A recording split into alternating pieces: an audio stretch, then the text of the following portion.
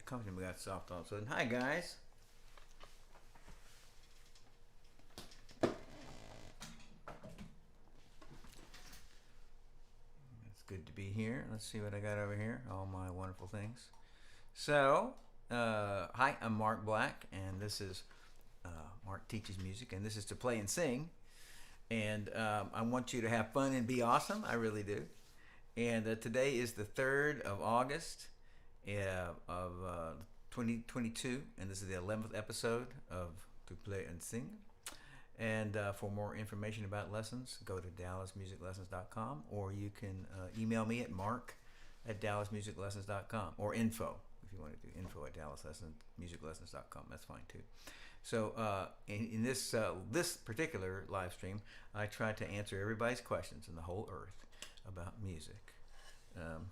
And I reserve the right to say I don't know. So we're talking about performing, practicing, everything, your personality, about being in a band, being in a choir, being in an orchestra, whatever, concert band.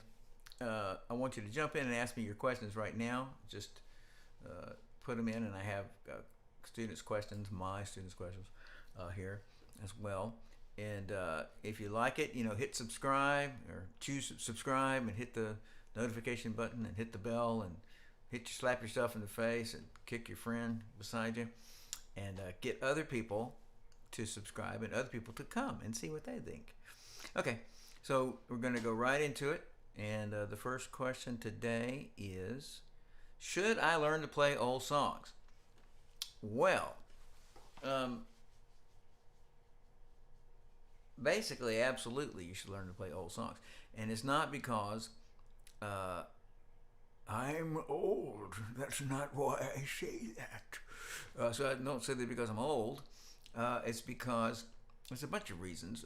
You could look at it pragmatically. You could say, well, the songs I'm playing now came from these songs 5-10 years ago, and they came from songs 30 years ago, and they came from songs 45 years ago, and they came from songs 60 years ago, and 80, and all like that. And so the songs that I might like are built on songs that are old. One of the reasons you should learn and listen to old songs is because, my gosh, everybody and his brother has got some theory about who the greatest rock band, the greatest country artist, the greatest singer, the greatest whatever of all time is. And how would you know unless you listen to them? How would you know that the Beatles are a great band, or that the Eagles are a great band, or that Hank Williams Sr., not Jr., was a great, how would you know unless you listen to them? Now, obviously, we think about that a lot. We go marching back into the decades and centuries, is like, and there literally are hundreds of thousands of, really should say hours, hundreds of thousands of hours to listen to. But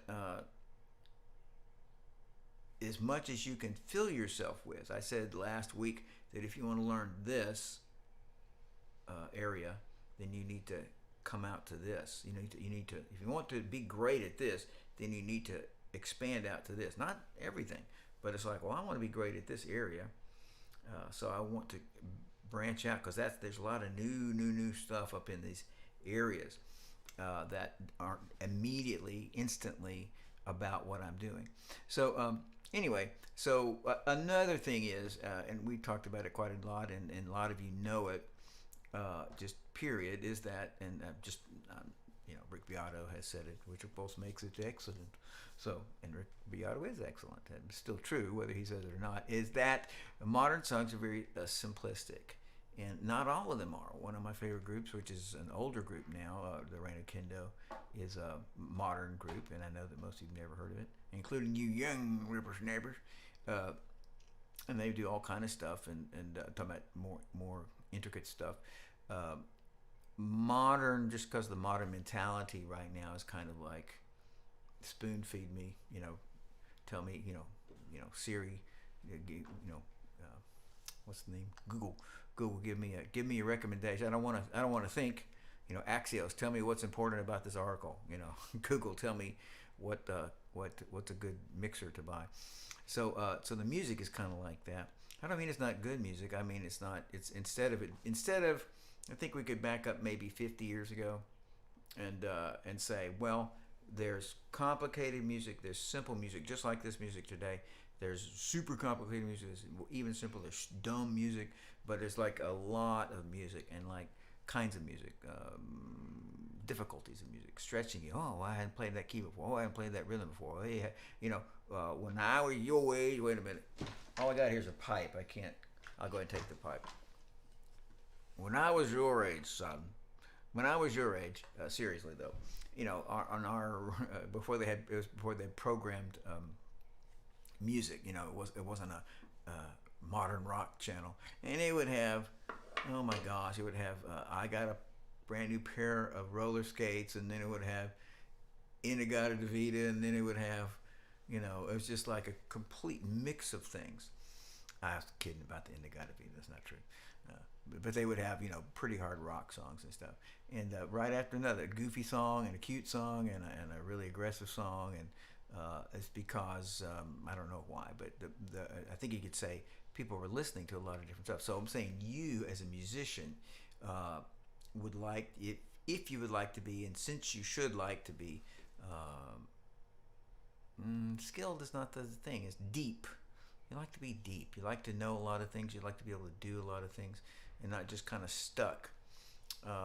This looks like that my picture is cut sideways. Let's put that over here and see if it's...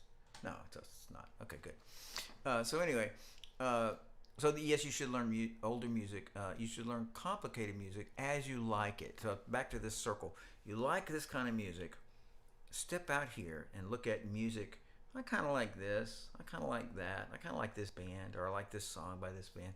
So start listening to some of that, and that'll give you a lot of new ideas to play and to put into the music that's the center of what you like. So that's a great way to get mucho bettoro. So anyway, all right. Now, number 2, how does my personality affect the kinds of music I like? Well, I was alluding to it just a moment ago when I said that about the culture right now being simplistic or feed me, or we could phrase it a lot of ways. So what I'm saying, that's an illusion. That is affecting what we think and what we're like. And so just talk about it. You as a person, oh my God, you as a person. But you as a person, there's different personalities, right? And so just to give a real quick synopsis of the 4 primary personality types are, and there are people who think the purpose of life is to be faithful and responsible, do what's required, do what you be there when you're needed, be faithful. And there's people who think the purpose of life is to be yourself and be genuine and earnest. And life is a journey of discovering, finding out who that person is. And there's another group of people who the purpose of life is to master skills and abilities, and that gives them power for good over evil, over people and material and resources. Lets them accomplish great things. Those people, third type, purpose of life is to do great things. Last type is to have fun. I want to live on the edge. I want to do exciting things. I don't want to plan. I just want to be living in the moment all of my life. So the purpose of life is to have fun. So be faithful, be sincere or genuine, do great things, have fun. So each of those people, as they play music, they're looking for different things out of music. They're interested in different things in their music. So for example,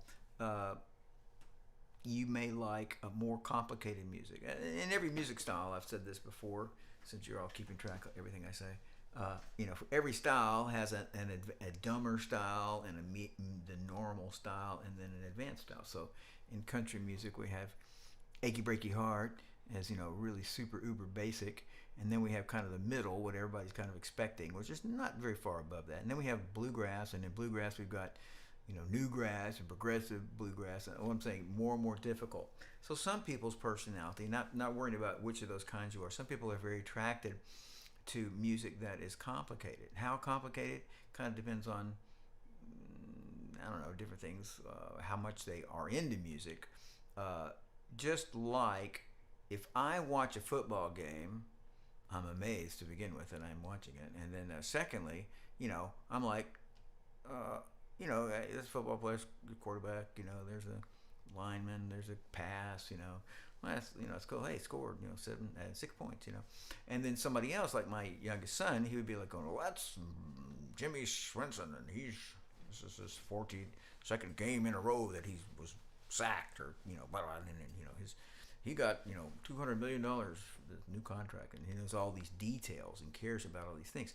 So if you care, for example, you're into music, you care about music, you're exposed to music, so your taste will probably escalate because you're like a musician. It's like, it's not a new thing, it's like a comfortable thing.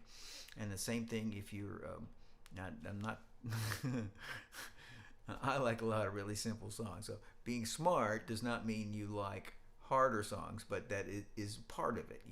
And just think about classical music, which up until 100 years ago was the music. It wasn't the only music. Like, people did not only do classical music. So whatever.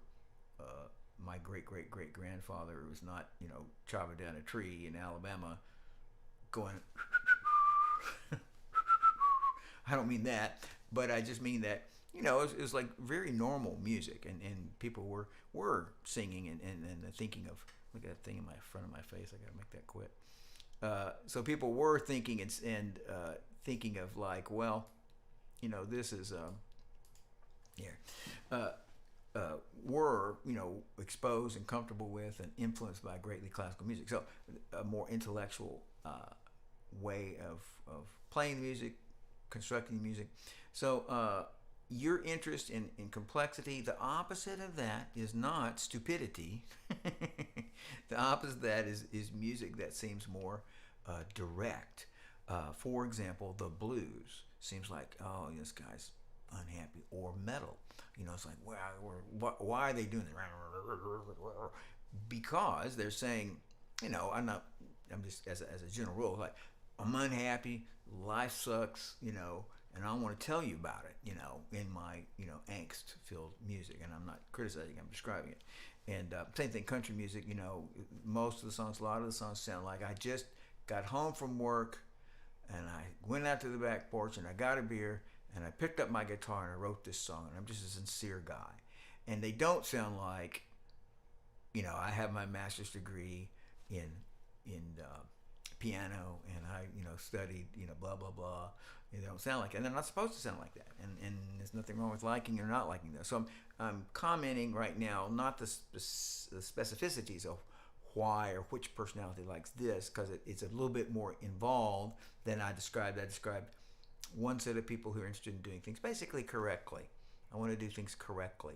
That's I want to be faithful and responsible. Then we have another set of people who say, I want to be genuine. Those people want to be emotional in their music, and that now I've achieved something because I was full of heart, And whereas that other person who wanted to do it correctly, they not. I don't care that I do it with heart. I care that I do it correctly, And then the person who wants to master skills and accomplish great things is thinking, well, I'm mastering skills. I'm doing better on my music. And then the fun guy says, I'm rocking out and this is great, and living on the edge. I didn't really practice this. Here we go. And so anyway, I'm mostly making the comment. Yes, your personality influences what you do. It makes you like harder songs or easier songs. Makes you interested in the old songs, or not. Again, so it definitely does make you. And also in terms of success, what is success for me? When do I say yes? I've done it. Okay, this is Tom in Dallas. Tom, the famous Tom.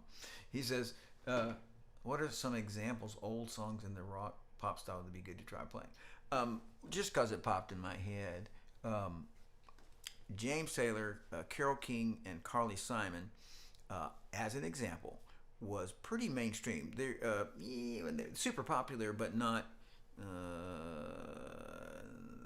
Beatles are the 60s. Eagles are the 80s, like dominated these. So who would dominate the 70s?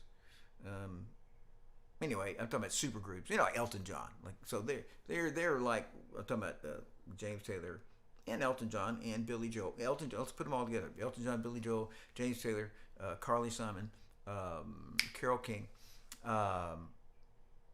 had this music that was more complicated, more complicated. So, was it complicated? No, I mean, it was 6 chords instead of 3, or something like that.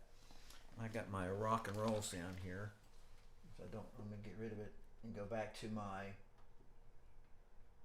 Hey man, there's my clean jazz sound. I can't think of the song now. Oh well, I don't want to. Let's see.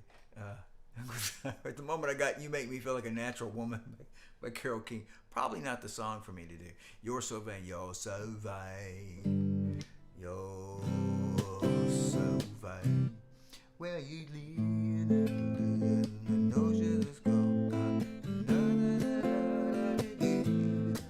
And you flew your lips up to the nose to show to see the total skips of the sun. Well, you're where you should be all the time. And when you went out, you're with someone but the car. Cry out in my coffee, out in my coffee. You're so vain. You probably think this. So it's a little bit more complicated. And again, James Taylor, like when you're down and troubled and you need some helping hand. Music that is, if we looked at, and there's 2 kinds of complexity, just by the way. There is, this is my thinking, horizontal complexity, which means the chords are changed. The chords are, or lots more chords there. So that does seem to, I don't know why, chordal complexity seems to add to the sophistication of the music, or the I would intellectually stimulating or intellectually demanding. A vertical complexity would be like chicken picking. In other words, I don't have a lot of chords to work through. Man, that guy's hands are moving so fast, and so that seems to be that horizontal playing, not of a very complicated set of chords, but what I'm playing is really amazing over a few kind of chords. That kind of playing is challenging, very hard to do, and interesting, but it is not like I'm so smart. It's like, hey man, look at me, whoa. And so that's great. So I just mentioned some songs that, and if you guys have got any styles or artists to mention, I could, if I know them, I could comment on them. And just trying to think of some older people. Like, well, I just said Elton John. I said Billy Joel. And just by the way, I've said, playing unusual chords is like a flavor. It's like a spice. You put garlic in this. And did you really need garlic in your ice cream? No, I don't want. And and so I love garlic in this dish. Oh, there's too much garlic in this, even though that's not enough. So I'm saying chords and things are like spices. And in the same sense, adding this as we add in these chords and stuff, the intellect or the thought demand upon that listener increases, and that listener has to want it. He has to want, like, oh, I would like to be challenged by that. Let me just see here. I just rattle off some names, groups. Oh yeah, look at it, classic rock. War, the Doobie Brothers. Oh, absolutely, the Doobie Brothers. Steely Dan. It's interesting that a lot of the guys from Steely Dan went to Doobie Brothers. The Doobie Brothers was a very good example, especially before those new guys got in there. A really good example of somewhat more complicated music. Listen, whoa, listen to the music for the time.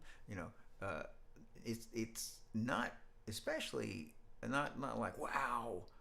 If you looked at the Doobie Brothers when Michael McDonald had been there for say 5 years, it's like, wow, that band has really changed for the towards complexity. But first for years he was there, and all the years before he was there, and Skunk Baxter, it was interesting and a little different. Like, think of Blackwater. Roll black water, keep on rolling with the moon. New chord. Keep on shining on me. Same thing. The Steely Dan now is close to the, not extreme, but it's close to a limit in terms of harmonic complexity that still stays rock. And so therefore you either love them or you don't love them because you're like, that's too either hoity-toity or I just can't get into that. And that's usually an intellectual thing. And again, I want to say, I've said this before, just, there's no reason for people to like more complex music. There's no reason for you to like classical music. Anymore, there's reason for you to love geometry or be able to take your car engine apart. Should you be able to do that? Well, if we all had a bunch of pills to take it all, yes, then we could do it all. But just in real life, it's like, well, most of the things I want to happen, I just want them to happen. I want my air conditioner to run. I want my car to do its thing, and I don't really want to know anything about it. I got other stuff to do. So your music, for a lot of people, is just, I want to like it because I like it. But if you want to grow in it, you would listen to these old songs, these new groups. I'm going to call them old groups. The Allman Brothers, that's a great group. The Police, yes, but it's more Boston, Journey, Jim Croce. We're jumping all around. I know if you guys don't know these people, we're jumping all around in terms of the kinds of music. Jim Croce is a folky, not folk. It sounds like we don't take a bath and we're eating, turnips. But so Jim Croce is a man of the people. You listen to him, and he's also got a pretty interesting guitar work. So it all sounds very personal. Operator, well, would you help me place this call? Very sad. Anyway, I said War. I said Elvis, which he was a big deal at the time. I'm leaving out, groups like the Shylights and the OJs, and country groups like Alan Jackson. I know Tom's really excited about Alan Jackson. Can we talk about Alan Jackson some more? And rock is only one thing that's going on. There's of course Stevie Wonder, of course Earth, Wind and Fire, the Stylistics, the Crusaders, Bill Withers, great music. Bill Withers, ain't no sunshine when she's gone. Bill Withers, master, and actually similar in a sense to Jim Croce. That's a white guy. It's like, hey, I'm singing and telling the truth. And when you listen to Bill Withers, it's like, man, that guy, he's just telling us the truth right out of his soul. So anyway, so yeah, you should go back and listen to those people and get a lot of input from them. And then again, back to this circle thing. So if doing that is like, whoa, man, my circle is blown up, then you can stop there. But you can go all the way out. I'm talking about if that, well, it's not a big deal. I'll listen to a lot of that stuff. Then you can listen to jazz, and you can listen to classical music.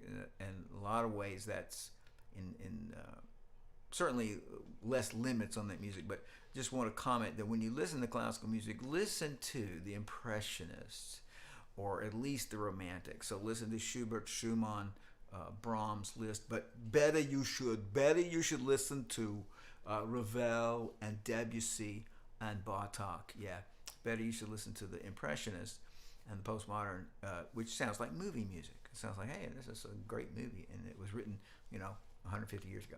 So anyway, I'm gonna stop talking about that. So, what a sidetrack. Okay, so let's see. I keep playing the same licks and fills. How do I stop? Well, the first thing to do, you have to recognize you have a problem. So this person recognizes they have a problem. So they made the first step. And so you realize that, so first thing is stop playing that lick. I'm saying, like, if you go you do the same thing every time. You always start in the sixth pentatonic pattern, or you always do whatever. It's like you always, just a band. There's been a band, no more sixth pentatonic pattern, and so you can't do that for a month or something. I will not do that lick anymore. I will not use it, and oh my gosh, it just kills you. But what it actually does is, first, it kills you for 3 days or something, or a week or two, but it makes you come up with other licks, and it makes you. What we want is not, in a perfect world, it's not that we have our 10 licks that we play, or our 2 patterns we use or whatever. What we want is this, like, oh my gosh, my instrument is, I'm flowing and there's nothing, no boundaries with me, and so that's what we want. And so to get that, when we target, man, I'm always doing that, then target, like, I'm not going to do that anymore. And let me say, when you have to play and you have to be good, hey baby, run back to that thing that works. Yeah, do that dumb lick that you do all the time.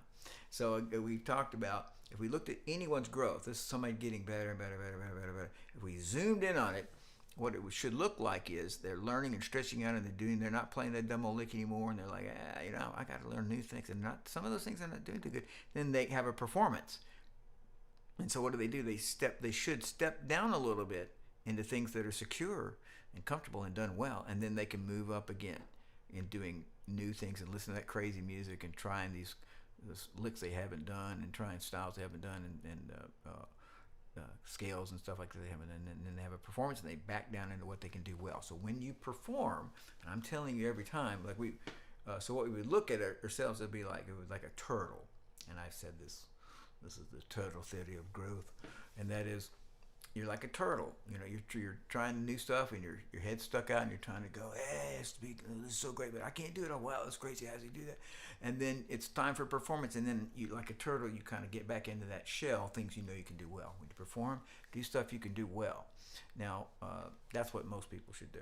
Okay, so I said just stop, and then listen to other people, and then listen to get little licks instead of big licks. How do I develop better soloing and improvising? Well, I hate to say the same things again. There's a question here, but it is back to the edges. So the one thing is to listen, like record your soloing. I'm not talking about every single time, but I don't like my soloing, so record it instead of just kind of passing. Well, 28 notes back there, I didn't like that, but rather record yourself soloing for 5 minutes, and then critique it and say, well, what do I not like about it? Is it predictable? Is it clunky? Is it not have enough extremes? Is it boring? And then what would you do, if someone said, if you're listening to somebody else and you're saying that's predictable? So what do? You do stuff that's unpredictable. What do you do if it's boring? You do stuff that you haven't done before. And it doesn't matter that it's good, because we're in the turtle stage where our turtleneck is out and we're growing and doing new things, which is what we want. So I'm saying, so we're trying to do new things.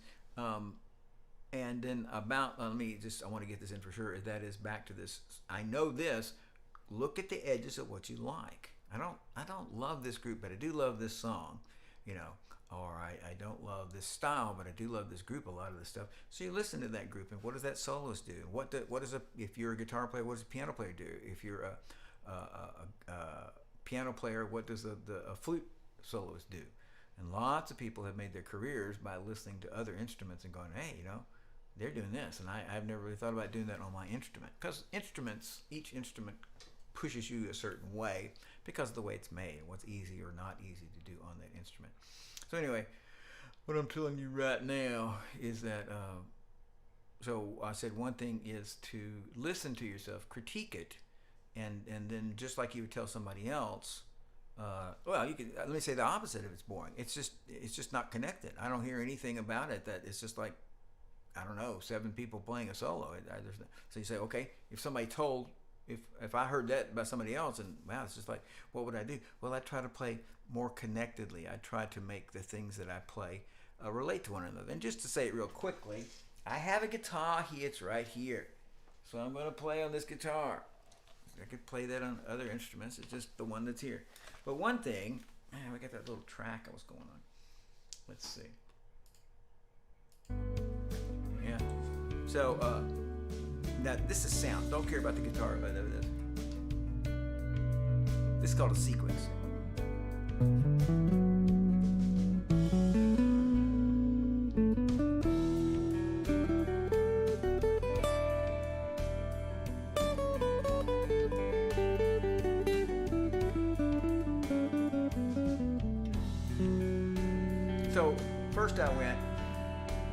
First I went up 1, 2, 3, 4, up 4, and then back 1. Now you notice that when I do that, then I went down 2, up 1, down 2, up 1, down 2, up 1. So what that ear says, that's connected. That is thought, meaning. There's meaning in there, and so the listener says, "Oh, that has purpose. That's not just a bunch of random notes." So I'm just saying, if we had the opposite idea, wow, there's no connection here, instead of boring, too connected. All right. So anyway, go to the outside of the things you can do, and then critique yourself. And then, of course, take lessons and have an expert tell you what's wrong.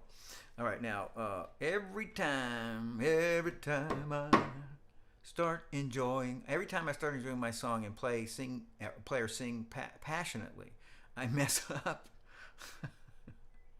How do I fix this? Well, so again, the question is, every time I get excited, basically, about my playing and I go for it, I make a mistake. I start making mistakes. Okay, I mess up. Now, how do I fix that? So, well, first off, going for it, being passionate, is something that most of us don't do a lot. So, in other words, most of us are not in their regular practice going, like, yeah, it's amazing, wow. They're going like they're concentrating. And so, first thing, you should practice being passionate and being involved and being aggressive every day you play your music. So you're working on a song, and again, let's say you're working on a song for 15 minutes. So you're working on this part, and you're working on that part for 5-10 minutes, and then you say, I'm gonna play this song through. But one of the times, or two of the times, or 5 minutes, or 10 minutes, try to be as passionate and as emotional and moving and aggressive as your favorite players are. Not correct, not accurate. Now, I know some people are so structured that they would think of playing like getting loud or punching things out and playing in a very passionate, exciting way, not as being passionate or aggressive, but as I did it correctly. I was supposed to make this soft, and I was supposed to crescendo, and I did, and I was supposed to make these staccato, and the sum is, wow, that's exciting playing. And they wouldn't think of it as like, wow, I was passionate. They were just thinking of it like, yeah, I did like it's supposed to be. And that's fine. The point is, what comes out is a gripping performance. And so anyway, back to, so here you are. So I'm telling you, every day you need to try to play, not all of the time, especially if you're sloppy. So we don't want to be sloppy. We want to be accurate. And we have this, again, tension between accuracy and speed, or accuracy and passion. So it's like, well, let's take the speed first. When you're learning, until it's perfect. When it's perfect, it's completely accurate and it's completely the right speed. Yay, I can do the song now. But until that time, you're trading off. I'm playing it correctly but slowly, or just little pieces, or I'm playing it the right speed or the whole thing, but there's a lot of mistakes in there. So I'm just saying that,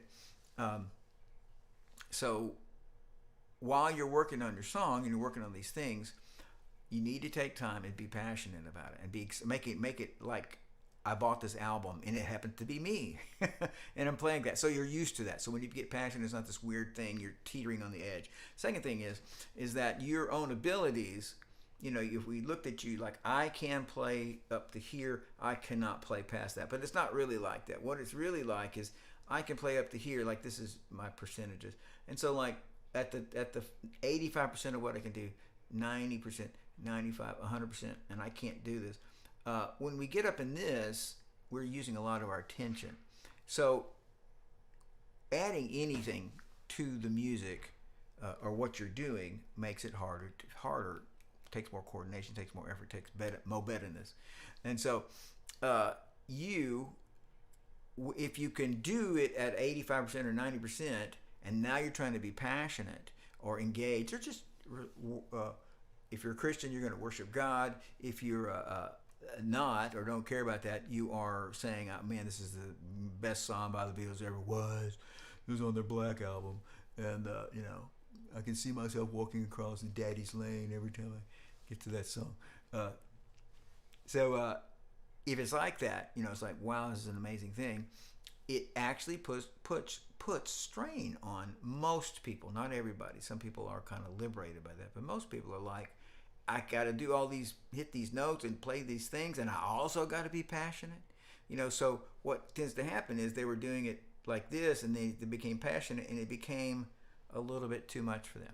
Also, third thing is that your mind tends to wander when you do things passionately or emotively if you're not very, very used to it. So that's because suddenly you're thinking about the bottom line. What a great song this is. There's a I'm reading here. Sitting in the morning sun. Will I be sitting when the evening comes? Yeah, I'm just watching the ships roll in. Well, I'll watch them roll away again. So what we want, I'm trying to be passionate about that song and not think about the notes. Just think about, whoa, what a cool song, a lot of cool stuff. So I can forget, was I on time? Did I go flat? Was I following the music? Was I following the musicians? I can forget about things as I'm looking at those things. So I said, hopefully I can get to them all. I said 3 things. 1, be passionate, engaged, exciting in your music every day. Not the whole time, because you probably will be sloppy if you do that. But for most people, you would be. So you say, okay, I'm going to really go for it for the next 10 minutes or 5 minutes. And then I said something else was really good. I said that you need to practice. I don't know if I've quantified it. I said about being passionate. Now it's too hard for me because I don't do that very often. I'm saying practice more in the accurate part of it. Like instead of it being like, well, this song is right here 90-95. No, make it so this song is now 80. I'm so good at it. My ability is 20% beyond this. So when you do add the passion and excitement and drama, it doesn't overwhelm what you're doing. And then the third thing was something great. I just said it. It's about forgetting. So I didn't give an answer for that. So in my mind, what you do when you're trying to be passionate is you're like leaving. Here's a little pixie. This is a gigantic pixie stick. You leave a little antenna out, like you're being passionate. Again, yeah, I'm just sitting on the dock of the bay. So that little antenna, little connection to the music, to the pitch, to the time, to the rhythm, to the here comes that new chord, here comes that second verse that I have trouble with. A little connection while you are being passionate, so that it's a little slight monitoring. Remember the pixie stick, very important. Okay, so there we go. All right, now let's see. Should I focus on exercises or theory or performing songs? Well, in a perfect world, which none of us live in, you should, of course, what am I going to say? You should do them all. That is what you should do. Now, people, including myself, are not that great at self-diagnosis because, you can ask somebody else to help you with this too. But so here's different practice philosophies. What are you lacking in? Most people are lacking in skills. In other words, I can't play this chord. I can't play this fast. I can't play this loud. I can't play this accurately. Skills. Some people are lacking in passion, and then that's at least a third of my students. That the whole idea of letting go and being like, this was so freaking amazing. They'll do that. They'll be on their playlist. Whoa, those dudes are awesome. But then when it comes to them, they go ta ta ta ta ta ta ta ta ta ta ta ta ta like that. And they may even do it super accurately. Ta ta ta ta ta ta ta ta ta ta ta ta. So as a self-diagnosis thing, you need to look at. I'm saying, what should you be focusing on? You should be focusing on the thing that is lacking, in you. I just to rehearse the idea of theory and second part technique or scales, exercises, and songs. The goal, of course, is songs. If we had to pick one thing, songs, pieces, compositions, however you want to call them, if we had to pick one thing, we'd say, well, I got to do my songs. I have to succeed. I'm talking about 6 months from now, I got to be doing a bunch of songs. What do I have to do today? That's what we're talking about. What am I doing today?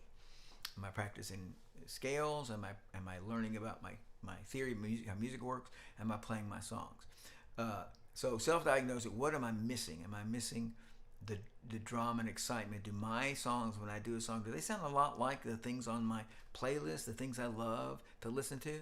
If they don't, then there's a skill factor there, of course, but probably that person needs to spend time learning to be, and I'm passionate, dramatic, and again I see it like you imagine like a signal of waves, and they're just going like this. So what we would do is grab that, and it's like your louds become this loud and your softs become this soft, and it's like in your mind you're just like being the most crazy dramatic weirdo in the world. In your mind you're singing I don't know this song. Like you feel like you're singing, that's the way of the world, but all that comes out is that's the way of the world. A little bit of passion, a little bit of strength to it. So on the other hand, if you are just a and I have plenty of students like this, you're a very passionate person. Oh, you're so passionate, and but you're not very skilled. Then what we can say is like on the person who needs to become passionate, they're not passionate. Probably they will supply skill a lot more easily. The person who is passionate and is not skillful, they should focus on skills, because they probably will be passionate when they perform or when they do music. They will probably end up being passionate anyway, because that's a given for them.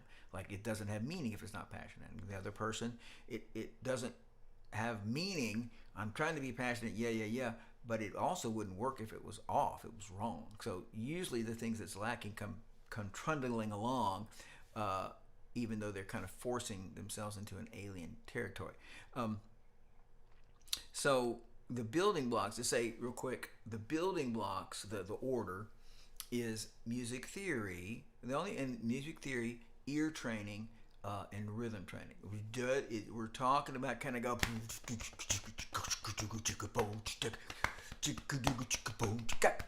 I reckon kind of go. It's my country song of the year. Don't rock the can I strong. I want to hear George Jones. My heart. Can I do these complicated things? Well, that's theory. The timing part of it is theory.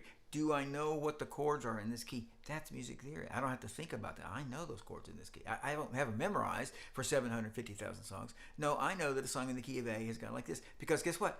I can hear not an A or B or C, but I can hear that if I'm on ba, then the fourth chord is ba, and the five chord is ba. So if I'm doing do do do do do do do do. Somebody said that's the first chord is A, or I find the first chord is A. Well, I know the rest of the chords, so it's A, D, E. Because my ear's trained. So I'm saying that's a foundational thing. Takes a long time to happen for most people, but it is making not sense out of music. It's making you play music so easily. Second part, on top of that, thicker layer, is exercises.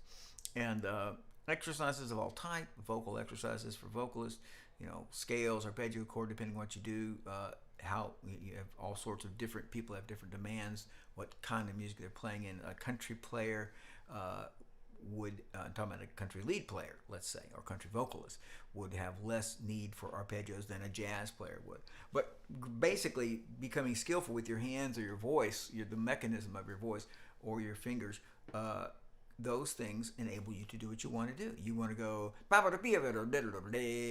you think that's cool? Well, that's a skill. And if you're playing exercises and skills and things that made your fingers capable, when it came up to do that, it'd be a whole lot easier to do it. So that laying on top, we have theory. That's all the bottom down here.